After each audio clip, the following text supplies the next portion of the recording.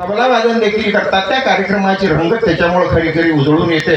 तर श्यामजी हे कार्यक्रमाला इथं आले, त्यांनी यायचं कबूल केलं. कार्यक्रम त्यांनीही इथं आपला सहभाग नोंदवला आणि त्याबद्दल तहसीलदार साहेब सतीश मासाळ यांच्यातर्फे श्याम भाऊंचा देखील फेटा बांधून सन्मान करतायत.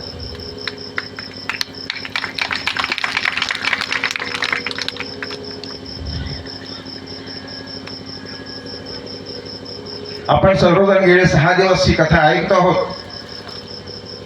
त्यांच्यानंतर हरिभक्त पारायण हिरवळकर महाराज यांच्या कन्या